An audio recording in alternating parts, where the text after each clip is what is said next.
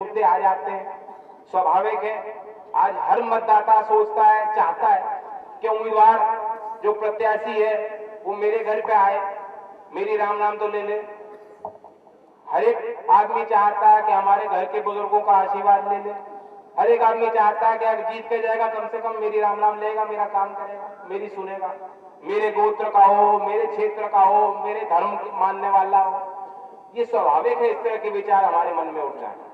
लेकिन ये हमारी कमजोरी होगी अगर उन विचारों से हम भ्रमित होकर अपने वोट की कीमत को ना समझें। क्योंकि हम सिर्फ एक विधायक को नहीं चुनते, और विधायक का काम सिर्फ कुछ गांव में खड़ंजा लगा देना और 4-10 हैंडपंप दे देना, क्या ये काम है? चौधरी साहब को क्यों याद करते हो? उन्होंने कानून बनाए थे, कानून जिनका प्रभाव आज भी आपके जीवन पर पड़ता है, जिनका असर आज भी समाज पर पड़ता है, समाज को दिशा दी। दीपेंद्र जी कह रहे थे क्या खूबी है उत्तर प्रदेश की मिट्टी में। ऐसा नहीं है कि सिर्फ प्रधानमंत्री दिए पद, तो कोई भी पद संभाल सकता है। हम देख रहे हैं, कहने को तो हमारी मायावती जी मुख्यमंत्री कई बार बन चुकी हैं, लेकिन उनकी क्या कार्यशैली, क्या सोच है, और उनकी क्या आने वाली पीढ़ियां क्या उनकी पहचान को याद करेंगे। जब मायावती जी का जिक्र होगा तो मूर्तियां याद करेंगे, जहां मायावती जी का जिक्र होगा तो करोड़ों रुपए जो लुटाए गए जनता के उनको याद करेंगे। जब वो जीत के आई थी तो इन लोगों के अंदर उम्मीद थी कि दलित वर्ग की हैं, महिला हैं, कुछ तो पीड़ा होगी, कुछ तो पीड़ा समझेंगी। और सर्वजन हिताय सर्वजन सुखाय का नारा उन्होंने दिया था कि मैं सबको साथ के चलूंगी। ये उनका वादा था ना। कितना परिवर्तन हुआ। पहले क्या कहती थी, याद है? तिलक तराजू और तलवार का नारा देने वाली सर्वजन हिताय सर्वजन सुखाय का नारा देने लगी। लोगों को अंदर आशा थी कि कुछ होगा। अच्छे अच्छे चेहरे लोगों के बीच में पेश किए, अलग अलग समाज से लोगों को टिकट दिए। लोगों के अंदर इच्छा थी ये हमारे लिए लड़ाई लड़ेंगे। क्या हुआ? क्या हुआ?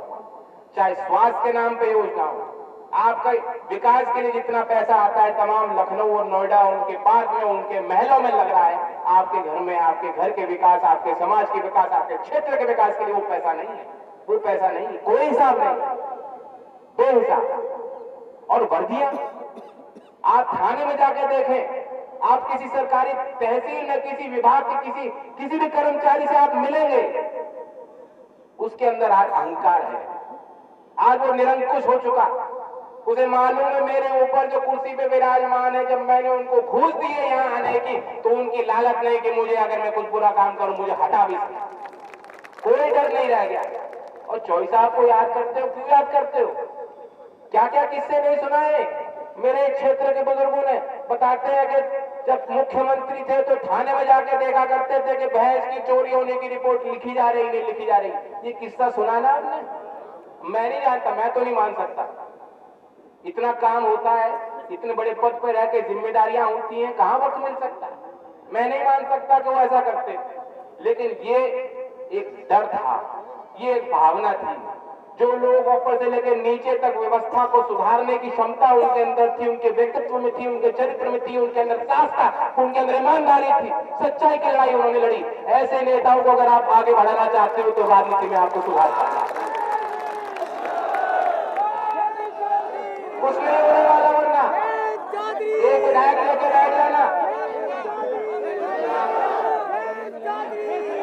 अगर वोट की कीमत नहीं पहचानोगे तो एक विधायक अपना लेके बैठ जाना, नहीं कुछ होने वाला नहीं है। मैं सत्ता परिवर्तन की बात नहीं कर रहा। मायावती जी पे मैंने वार जरूर किया है क्योंकि उनकी शैली मुझे पसंद नहीं है, लेकिन सवाल उनका नहीं है। बाबूलाल जी संघर्षशील है और कभी कभी उत्साह में जितना करना चाहिए उसे ज्यादा कर देते हैं। मैं जानता हूं, लेकिन ये उनका एक प्रेम, उनकी भावना है। जो आदमी भावना रोक ना सके और व्यक्त कर दे जनता के सामने, वो ईमानदारी हुआ ना, छल कपट तो नहीं है। तो इसलिए मैं आपको कह रहा हूं, सवाल मायावती जी का नहीं, सवाल बाबूलाल जी का नहीं है, एक विधायक बनाने की बात नहीं है। हम व्यवस्था परिवर्तन के लिए अपना मतदान करना चाहते हैं। व्यवस्था परिवर्तन की ओर सोचो। कब तक ऐसे चलोगे? उत्तर प्रदेश का नाश हो गया, नाश।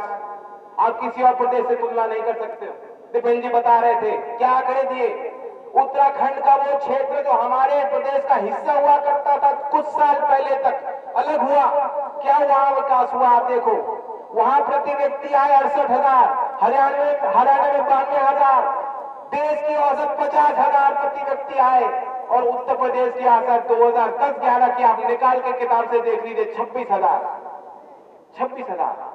और ये तो एक आंकड़ा है, 20 आंकड़े कोई भी माना का आप देख लें। आप आंकड़ों को ना माने, आप सड़क पे जाके देखिए, आप गांव में जाके देखिए, आप बस्तियों में जाके देखिए, आप देखिए आपको कारखाने नहीं मिलेंगे, आपको सरकारी दफ्तर में ईमानदार कर्मचारी नहीं मिलेगा, आपको उत्तर प्रदेश की विधानसभा में लड़ने वाला विधायक नहीं मिलेगा। कैसी ये सरकार है, कैसी ये व्यवस्था? इस व्यवस्था को और हम ढो नहीं सकते।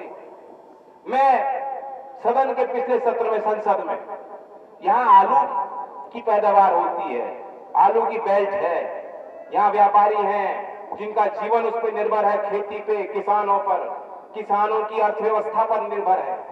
मैंने सदन के पिछले सत्र में एक सवाल उठाया, ये पूछा कि जब आलू का भाव में इतना गिरावट आता है तो सरकार कुछ कर नहीं सकती क्या?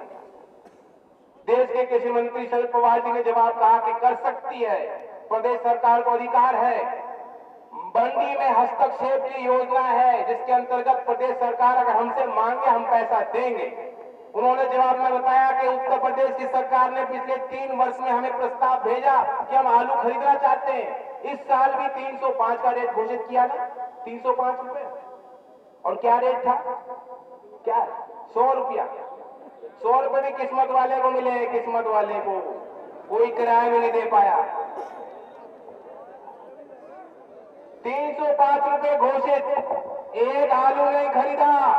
देश के कृषि मंत्री जी ने जवाब दिया कि अगर उत्तर प्रदेश की सरकार मेरे पास आती मैं पैसा देने को तैयार था, लेकिन एक आलू उत्तर प्रदेश की सरकार ने 3 साल में नहीं खरीदा। तो किस लिए सरकार है? जब किसान के बचाव के लिए, उत्पादक के बचाव के लिए, आपके सम्मान के लिए लड़ नहीं सकते तो ये व्यवस्था में आगे चलानी नहीं है। मैं आपको आखिर में बात बताऊं, ये आखिरी बात, क्योंकि वक्त नहीं है और हम चाहते हैं राज बब्बर जी का ये कार्य क्षेत्र है, यहाँ से लोग लगाव रखते हैं उनके। हम चाहते हैं कि एक ऐसा संदेश दे कि आगरा के हर एक सीट पे संदेश चला जाए कि कांग्रेस और लोकदल की गठजोड़ एकता के साथ हम लड़ रहे हैं, लखनऊ का निशाना बना। मैं मार्च की विधानसभा से लड़ रहा हूं, पता है ना? ध्यान रखोगे? सवाल सिर्फ वहां का नहीं है, आप मार्च का तो ध्यान रख लो, मैं जानता हूं। लेकिन मैं क्यों विधानसभा का चुनाव लड़ रहा हूं? आपके विश्वास पर लड़ रहा हूं, आपके सहारे, आपके बल पर। लखनऊ में गिनती मिलेगी, गिनती बनेगी तो कांग्रेस और लोकदल की सरकार बनेगी, हमारी सरकार स्थापित होगी, किसानों की, मजदूरों की, गरीबों की, मजलूमों की सरकार वहां स्थापित होगी। ये लक्ष्य है। तो इसलिए मैं आपको कह रहा हूं, गिनती बहुत महत्वपूर्ण, इस बार चूकना नहीं है। अगर जयंत चौधरी को राजनीति में आगे बढ़ता देखना चाहते हो तो बाबूलाल को आपको लखनऊ इस बार भेजना। मैं ये भी बता दूं, हमारे गठजोड़ के प्रत्याशी मौजूद हैं। ये मत समझना कि सिर्फ फतेहपुर सीकरी हम जीत जाएंगे हो जाएगा काम, नहीं होने वाला। हाँ, यहाँ जो आप फैसला लोगे वो संदेश पूरे जिले में जाएगा, लेकिन दयालबाग हम नहीं भूल सकते। हम फतेहाबाद के उम्मीदवार यहाँ मौजूद हैं, उमेश सेठिया यहाँ मौजूद हैं खेरागढ़ से। हमारे इस प्रदेश में सबसे ईमानदार अफसरों जो रहे उनमें गिनती होने वाली बाबा साहब एतमादपुर से चुनाव लड़ रहे हैं। हर एक सीट पे आपको अपनी निगाह रखनी होगी और संदेश देना होगा लोगों को कि इस बार हम एक होकर लड़ेंगे। भूल जाओ अपनी जात पात क्या है, भूल जाओ किस गोत्र के हो, भूल जाओ किस क्षेत्र के हो। हम किसान, हम गांव में रहने वाले, सबसे देश के मेहनत करने वाले लोग हैं, हम अपनी पहचान को आगे बढ़ाना चाहते हैं। धन्यवाद। जय हिंद।